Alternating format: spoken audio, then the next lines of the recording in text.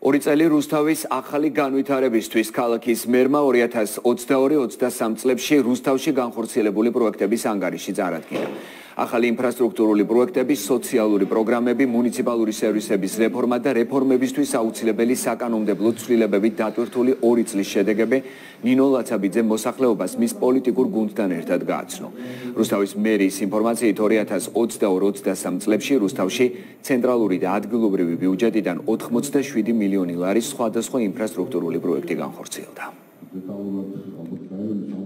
რუსთავის მუნიციპალიტეტს ყავს ძალიან მაგარი მერი, რუსთავის მუნიციპალიტეტს ყავს ძალიან მაგარი მაჟორიტარი დეპუტატი და ამ რეგიონს ყავს სახელმწიფო მოწმობლები, რომლებიც ზრუნავენ ამ მუნიციპალიტეტის განვითარებაზე. ხა თვითონ რუსთაველებმა ძალიან კარგად იციან, რომ შეადარონ პერიოდი რამდენიმე წლით ადრე და დღევანდელი მოცემულობა რუსთავში არის კარდინალურად განსხვავებული.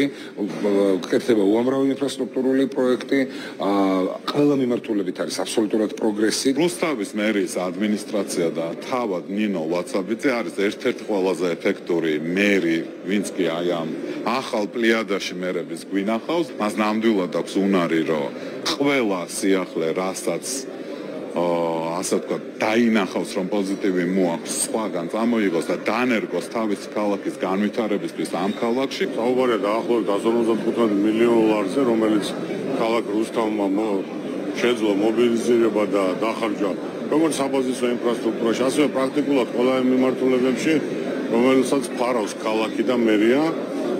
შთამბეჭდავია თვითონ ეს ციფრი, თუმცა იმის თქმაც მინდა, რომ ეს ერთ დღეში და ერთ წელში არ მოსულა, ეს წლიდან წლამდე დინამიურად იზრდებოდა.